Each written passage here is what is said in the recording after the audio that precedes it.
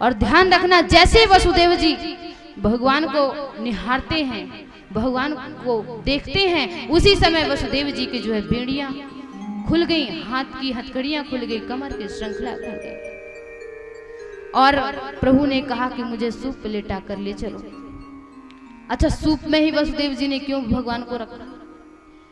Soup जानते हैं ना, सूप जो होता है एक घरेलू यंत्र है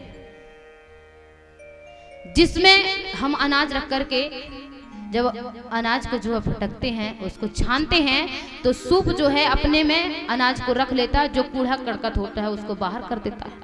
उसकी ये वास्तविकता है, उसका स्वभाव है। और दूसरा यंत्र भी होता है चलनी, जो कूड़ा करकट अपने पास रखती है, सार सार सब नीचे रखती है। तो ये चलनी जो है, चलनी जैसी बुद्धि में जो है, सारग्राही बुद्धि में ही प्रभु टिकते हैं। ये चलनी जैसी दोष दर्शन करने वाली बुद्धि में प्रभु नहीं टिके।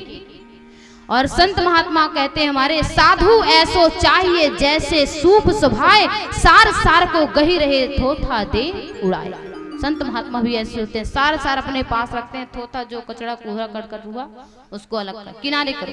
तो आज उसी सूप में रख करके वसुदेव जी भगवान को सिर पर रख करके चल दिए यमुना पार करने के लिए, यमुना के उस पार गोकुल में। और जैसे निकले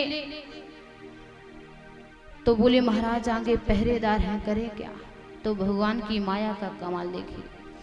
माया भी मोहित सो गए पहरे, बेड़ियां टूटी खुल गए ताले। माया भी मोहित सो गए पहरे, बेड़ियां टूटी खुल गए ताले।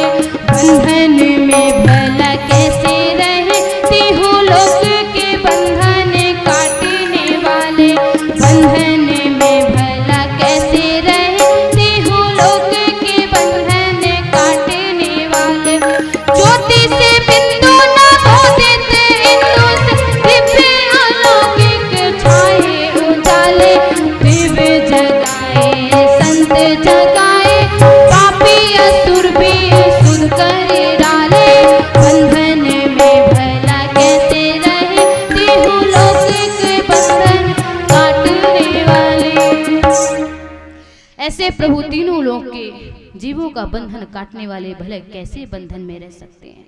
जैसे वसुदेव जी उनको लेकर के चले और जेल से जैसे बाहर निकले, सारे पहरेदार सो गए, हाथ की हथकड़ी खुल गई और यमुना को पार करते हुए प्रभु गोकुल पहुंचे। और गोकुल में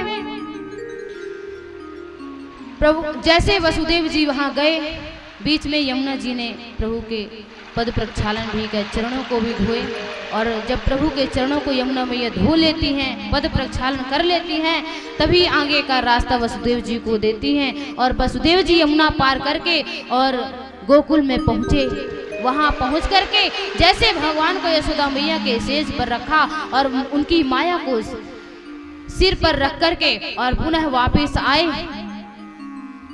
और ध्यान रखना, जैसे वसुदेव जी ने भगवान को नीचे उतार करके और भगवान की माया को जब सिर पर रखते हैं तो भगवान को रोना आ गया। भगवान जोर जोर से रोने लगे, मानो भगवान कहना चाहते हो कि जब मेरा भक्त मुझे छोड़ करके और मेरी माया को अपने सिर पर धरता है तो प्रभु कहते हैं मुझे रोना आ जाता है।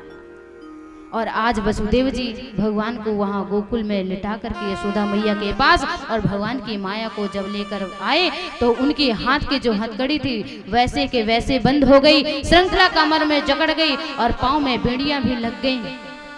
और जब यह बात का पता कंस को चला, जैसे वो कन्या आई तो जोर जोर से रोने लगी। वही रंतापुर द्वारा सर्वापूर्व बदावृता ततो बाल ध्वनिम श्रुत्वा गृहपाला समुत्थिता। जैसे उस कन्या की रोने की आवाज सुनी तो पहरेदारों ने जाकर कंस को सूचना दी, महाराज आपकी बार तो लाल नहीं लाली हुई है, बड़ा धोखा हुआ है। तो कंस बड़ा तमतमाया हुआ, बड़ा क्रोधित, तुरंत सिंहासन से नीचे दौड़ता हुआ चला आया और आकर के जब देखा तो कन्या रो रही थी।